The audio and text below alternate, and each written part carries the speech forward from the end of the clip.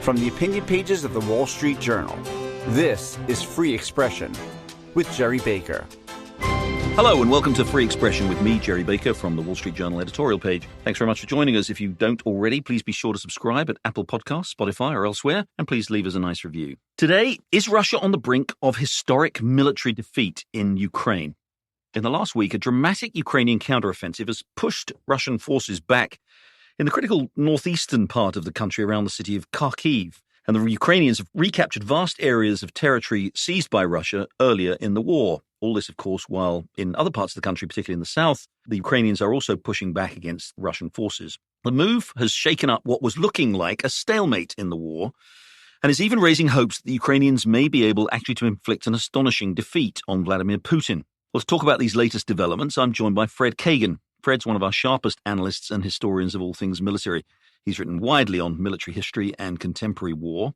He's been a professor at West Point and an advisor to the US and other governments on military strategy. And he was highly influential in developing the successful surge that helped turn the tide in the Iraq War more than 15 years ago.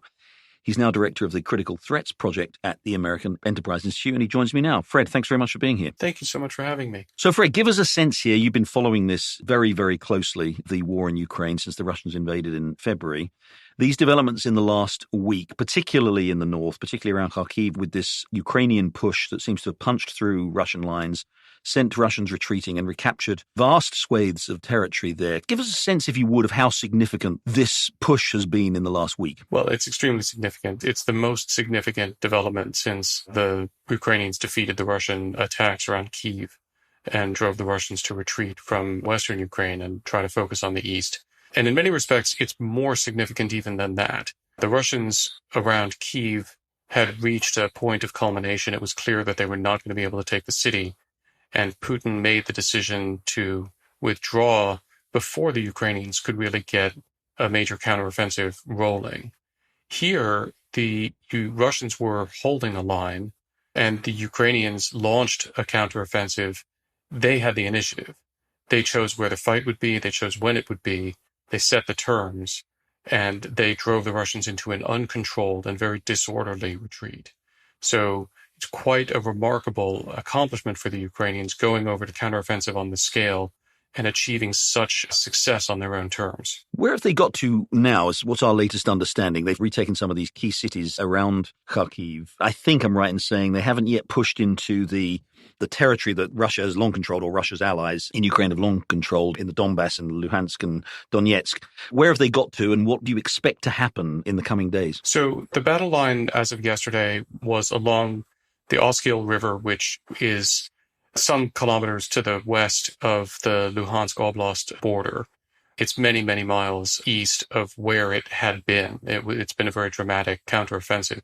The most important things that have happened are that the Russians withdrew all of their forces from near the city of Kharkiv, and they had been retaining forces close enough to the city to use tactical artillery to shell the city. They pulled all of those forces back, and the Ukrainians have pushed to the international border near the city, which means that the Russians can only attack the city now with long-range systems, which should reduce the amount of damage they can inflict on Ukraine's second largest city, which, of course, now is no longer in any danger of a ground attack. So that's an extremely important development. The other location that the Ukrainians liberated that's extremely important is the town of Izium. And Izium has been a very strategic location because the Russians had taken it as part of an effort to drive southeast-ish and cut off a large number of Ukrainian troops in a defensive line strung out in an arc that ran from Izium to the southeast and then back around to the southwest again to near Donetsk city. And the Ukrainian recapture of Izium has ended that threat entirely. And it's ended the threat in particular to the larger city of Slavyansk and other important cities south of Izium, which is also important because the Ukrainians had concentrated a lot of defenders around those cities.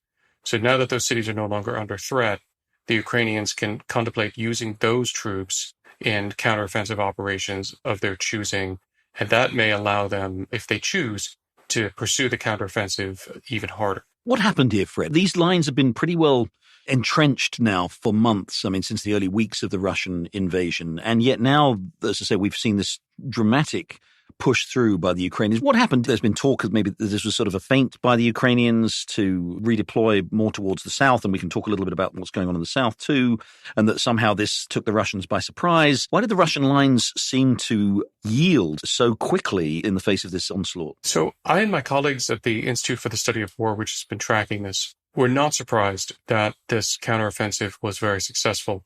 We've been observing and commenting for some weeks the way that the Russians have been weakening the lines in the area that the Ukrainians attacked. And the Russians have been doing that for a couple of reasons. One is because the Ukrainians everyone has been talking about a counteroffensive in the south. The Ukrainians have been preparing for it, and then the Ukrainians did launch it. And it's not a feint. It is a counteroffensive, and we can talk about that more if you like. But the Russians rightly recognize that the terrain that they hold in southern Ukraine is strategically vital for Ukraine and absolutely worth defending if they can. And so they've pulled forces away from this sector to try to reinforce in advance of the Ukrainian counteroffensive in the south. That's one dynamic. But the second dynamic is a little harder to explain, and that is that the Russians have been continuing offensive operations in other parts of the east, in Donetsk Oblast, around the city of Bakhmut, and also increasingly in the areas around the Russian-held city of Donetsk City. And these offensive operations make very little sense. They are ostensibly aimed at accomplishing Putin's objective of taking all of Donetsk Oblast. It's been months since there was any reasonable prospect that they would be able to do that. And so they reflect just a certain bovinity in the Russian approach to this war. That is, Putin ordered us to take Donetsk. We're going to take Donetsk, whether it makes any sense or not. And that's drawn forces away from the sectors the Ukrainians attacked and from other sectors into offensive operations that are just militarily mindless. You said at the beginning this was a very significant and perhaps the most significant development in the war since the Russian failure to take Kyiv early on, maybe even more significant than that. Again, there's a lot of commentary here in the US and in the West that this might represent a turning point. People hesitate even to think in these terms, perhaps, but could suggest that Ukraine is now well placed to essentially seize back all of the territory that Russia's placed. What's your sense of where this leaves the balance of advantage right now in the war? Let me put it this way. The Ukrainians have the initiative in this war, and that's extremely important. That means that the Ukrainians are largely deciding where the fights will be and on what terms, and the Russians are largely reacting. That's a very good place to be where the Ukrainians are. And it has been a significant shift over the past couple of months that the Ukrainians have really been able to seize the initiative from the Russians as the Russian attacks have culminated. The forecast cone here is wide, Jerry, and it's worth talking a little bit about, what lies on either side of that forecast cone. By default, one expects offensive operations of any variety to culminate at a certain point. I don't know whether the Ukrainian counterattack in Kharkiv has culminated or whether they will continue to advance there. But normally one would expect that it would culminate at a certain point and they would have to stop and go over to the defensive for a time. It's hard to say exactly where. So that would be the sort of default expectation in the north. In the south, the Ukrainians' attack has not culminated, and they are continuing to make gains and set conditions to make more gains. So I think it's reasonable to expect that we will see progress in western Kherson Oblast, that is to say the part of Kherson that's on the west bank of the Dnipro River, where the Ukrainians really have set very good conditions, but the Russians have concentrated a lot of force. But on the other side, on the very optimistic side of the forecast cone, the Russian military in Ukraine is incredibly fragile and very vulnerable. We can talk more about the factors that go into that, but there are reasons why the relatively poor and thin troops in Kharkiv collapsed as they did, but those factors are not confined to Kharkiv. So it is conceivable that a series of Ukrainian counteroffensives following this one could fundamentally just break the will of the Russian army in Ukraine to continue to fight and actually give the Ukrainians the opportunity to retake large swaths of strategically important territory. Now, I'm not predicting that. I'm saying that that's on the most optimistic side of the forecast cone. but it is there. What's been the Russian response so far? We're now almost a week into this counteroffensive. Russians seem to have fallen back quite significantly along those lines. We saw a sort of brief or sort of standoff approach, I think, from the Russians when they attacked sort of facilities with sort of long range missiles and whatever, but they don't seem, so far as we can tell, right, to have pushed back, to have launched, as it were, a counteroffensive. What's the Russian response? It's a little surprising, honestly, Jerry. Not only are they not launching a counteroffensive, but we don't even see them so far rushing forces to the new line to try to hold it. On the contrary, we're actually seeing reports, granted largely from Ukrainians at this point, that Russian forces in the rear are in Kharkiv and in Luhansk also are beginning to flee. At least some of the Russian forces that have been pulled out of Kharkiv Oblast seem to be going to the south rather than going to try to defend the new line. It is both surprising and unsurprising. Now, I want to be careful with this. It's very early days, and we don't know where all the Russian forces that have been pulled out will go, and we may see reinforcements turn up here. But because Putin has made such a big deal about seizing all of Luhansk Oblast, and the Ukrainians are now threatening it, and in fact, in the southernmost part of the Oblast, they've actually started to make gains into the Oblast again, you would think that he would prioritize defending it, but he doesn't seem to be right now. On the other hand, it's possible that he actually does understand that how strategically vital it is for him to hold the terrain he has in the south, whatever his propaganda line might have been, and he's just focused on recouping combat power to do that. So it's early days yet to see exactly what he's going to do, but the behavior is not quite what we would have expected so far based on what his rhetoric and the ostensible justification for the war had been. We're going to take a short break there, but when we come back, we'll have more with Fred Kagan on the war in Ukraine. Stay with us. Welcome back. We're talking about Ukraine, Russia, and the development of the war there with Fred Kagan, military historian and analyst. There's always been concern that the more Ukraine advanced, the more gains Ukraine made, the harder it got for Russia, that Russia would escalate. We've all talked about this, the threat of, weapons of mass destruction, in particular, tactical nuclear weapons, as we know, is part of Russian military doctrine, so-called to de-escalate kind of approach.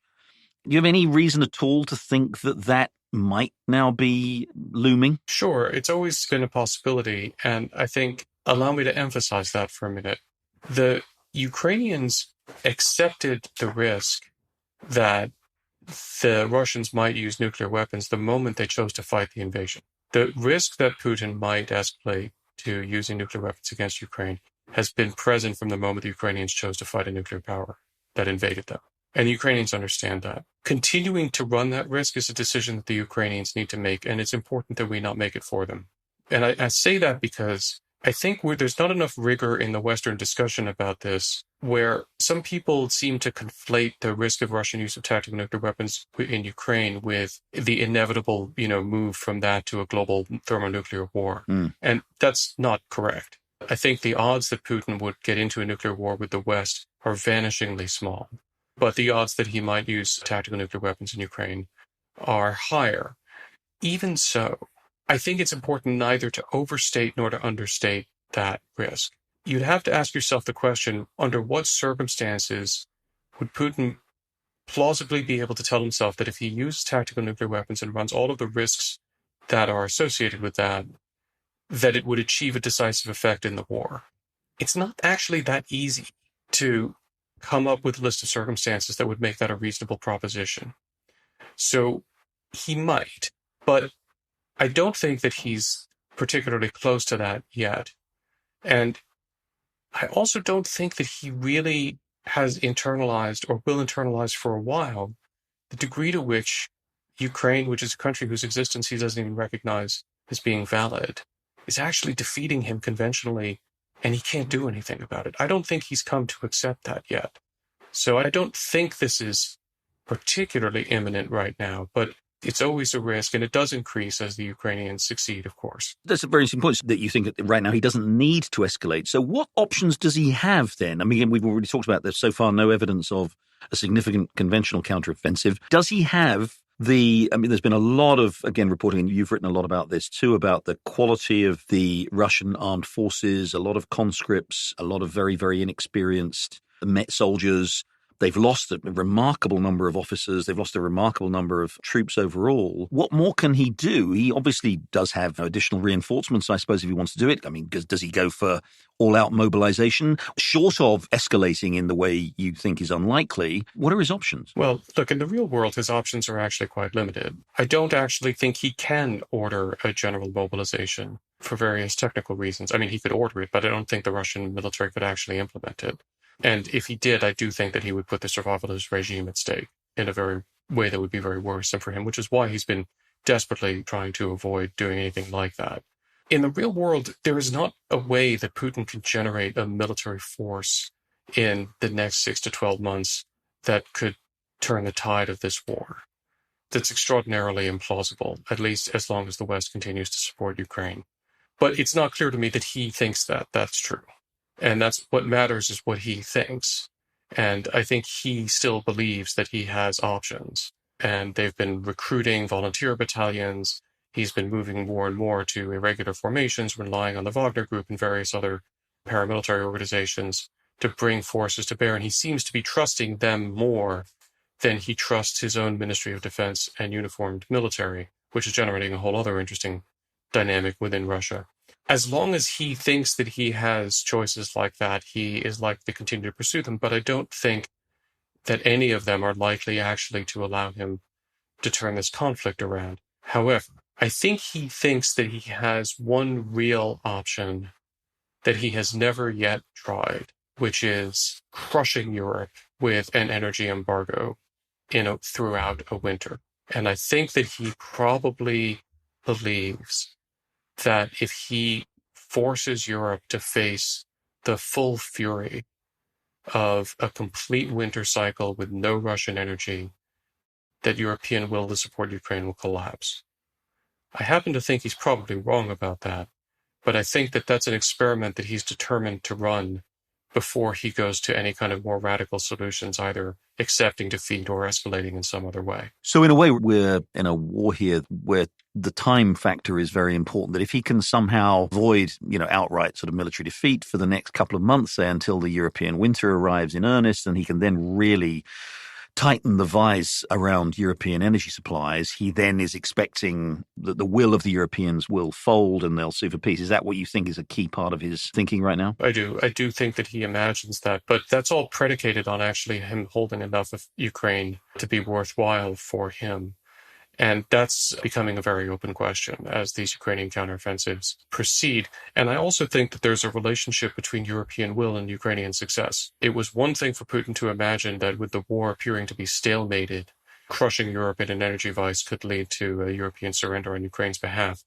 If the Ukrainians have actually retaken a lot of territory and shown the ability to win, I think that the Europeans are much more likely to be willing to weather a tough winter if it seems as if doing that might allow them to get to a Ukrainian victory at the end.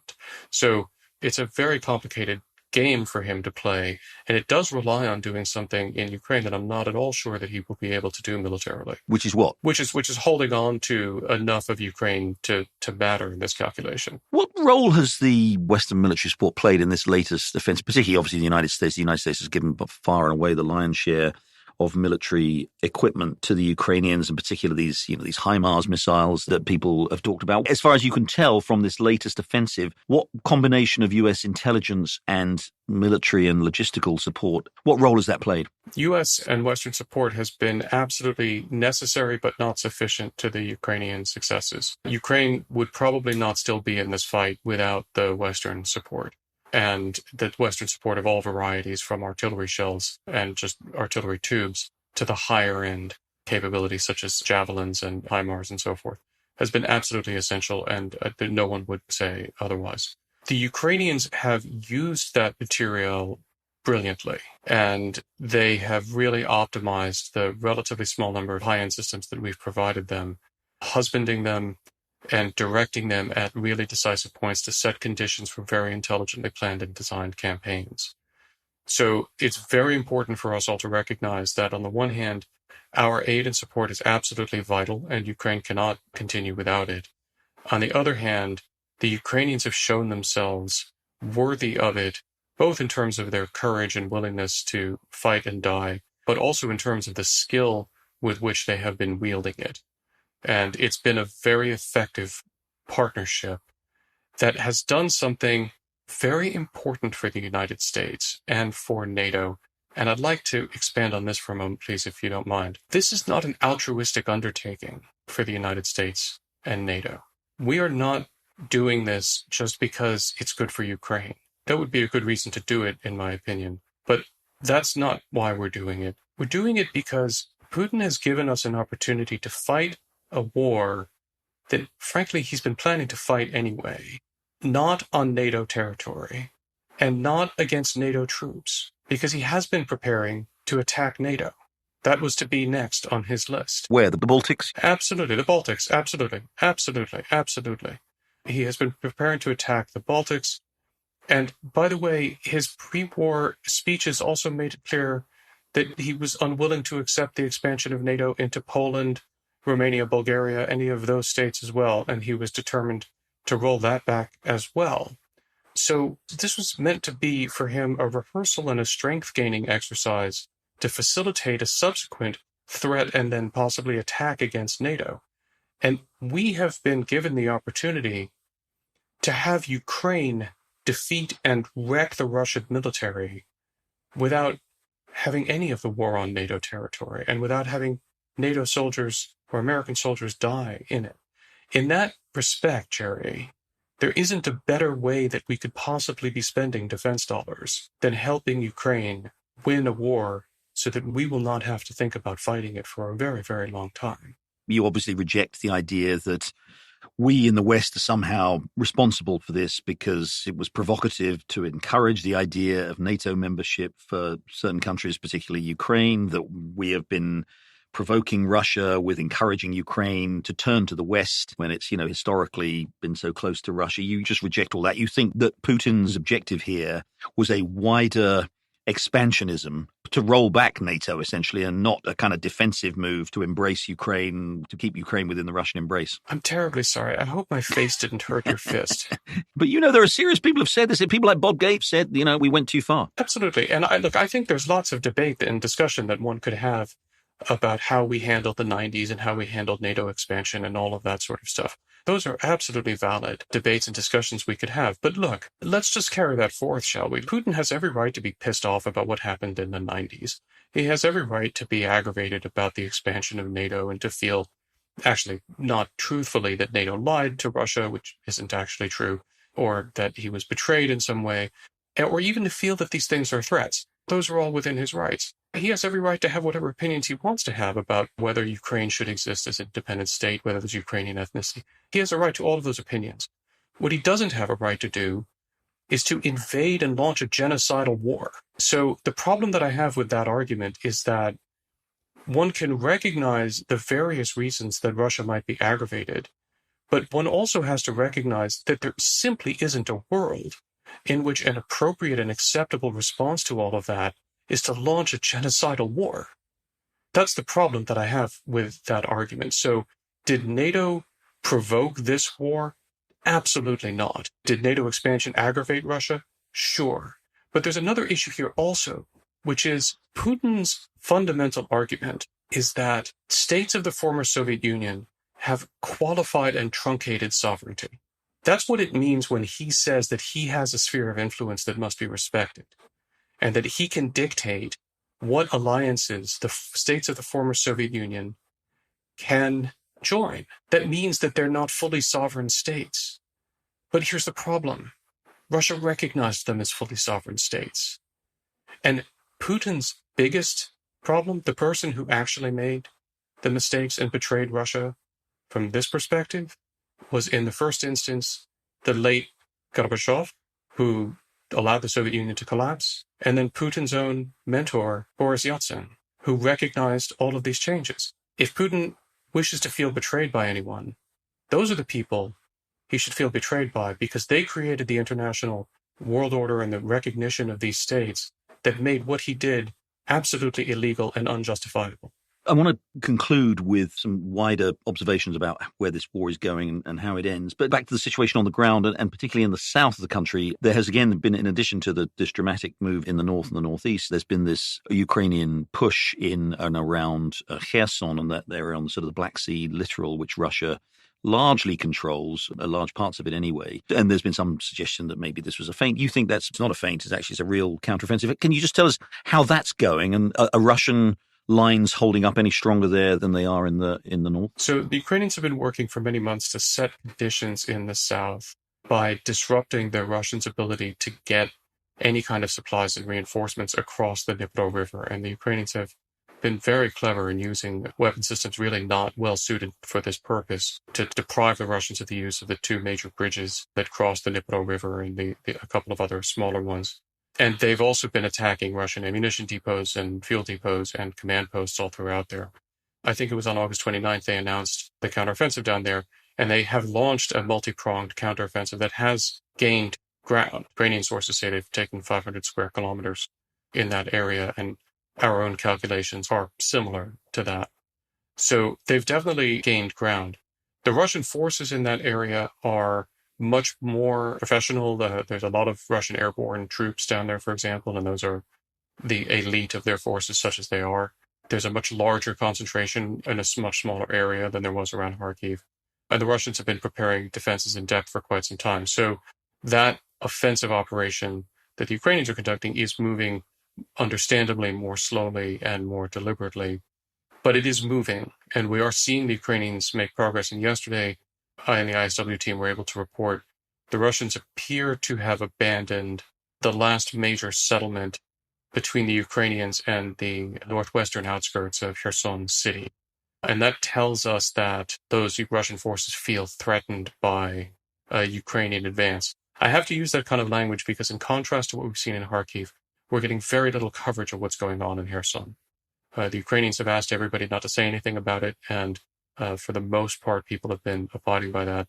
And the Russians, of course, are not terrifically interested in narrating their defeats down there either, although they've been doing some of that. So the information environment is making it hard for us to see exactly what's going on, but there is unquestionably a Ukrainian counteroffensive that is continuing, and I think that we will be getting news from down there over the coming weeks that will be very promising. How feasible is it to imagine that this war now unfolds in a way in which Ukraine really, really does have the upper hand and is able to push Russian forces essentially out of the country, certainly out of the lines that were there before February 24th, out of the country, but perhaps even, to push them out of those areas that their proxies have occupied since 2014, that's, Luhansk and Donetsk, and even conceivably the Crimea.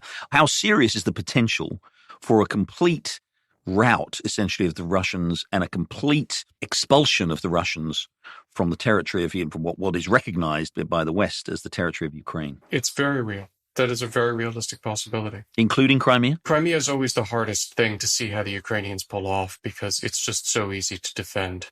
There's a narrow neck of land that connects it to the mainland, and the Russians would really fundamentally have to just break and flee it.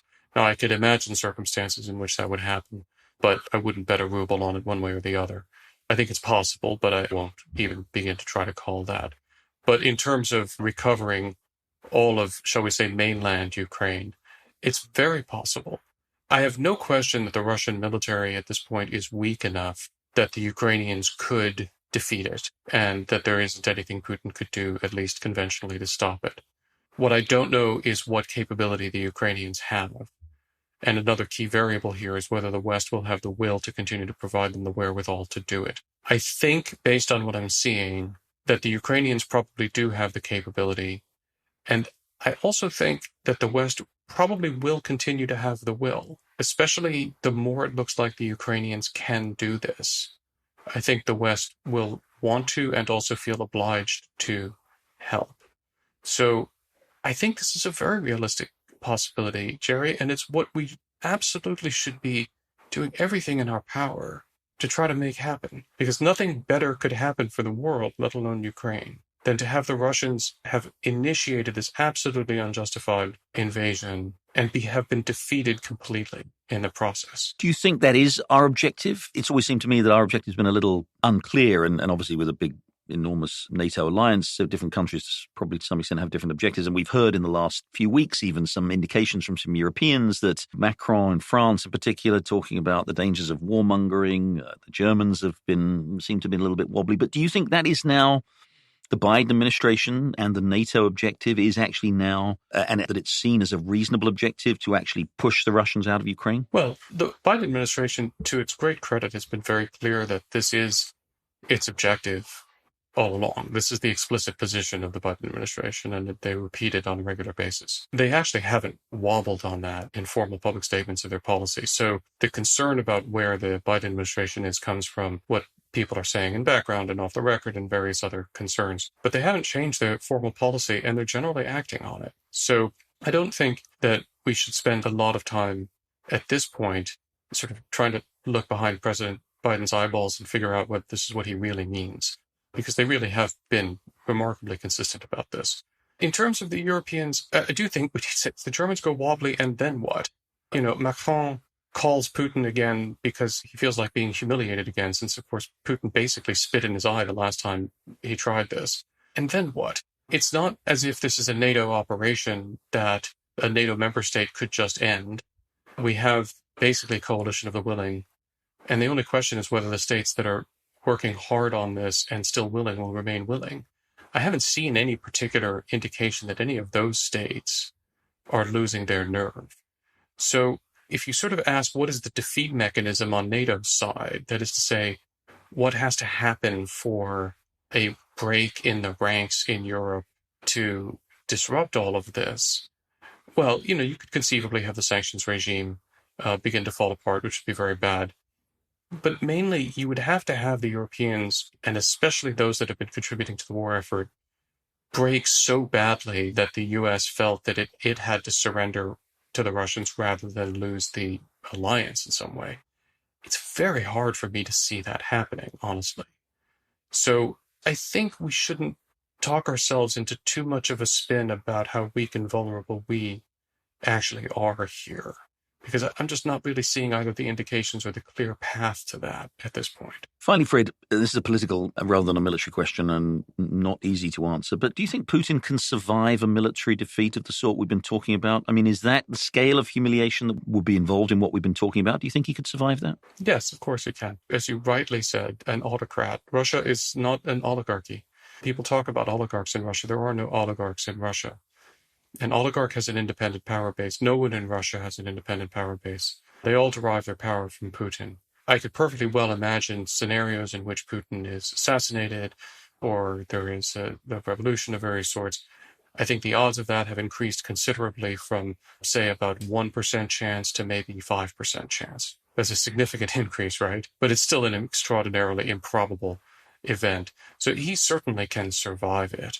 He would have to make a series of devastatingly bad decisions in terms of how he handles the internal dynamic not to survive it. And he could, but he can survive it. And so I think it's important for us to recognize that also, that, we talk about Putin being backed into a corner and a cornered rat can do desperate things and all of that sort of stuff, all of which might be true. But he isn't cornered. There's no reason for him to be that desperate. And it's really not as if there are forces in Russia that are able to sharpen the knives and are ready to remove him. It remains very hard to see exactly how that happens. So, yeah, he can survive being defeated as long as he is willing to recognize that not accepting defeat is more dangerous to him. And I think there are ways of making that clear to him. And I think that's one of the things that we all need to work on. Fred Kagan, military historian, analyst. Thank you very much for that absolutely terrific exposition of what's going on in Ukraine. Thank you. Thank you so much for having me. Well, that's it for this week's episode of Free Expression with me, Gerry Baker, from the Wall Street Journal opinion pages. Thanks for joining us. Please do join again next week, and we'll have another deep look into issues that are driving our world. Thank you and goodbye.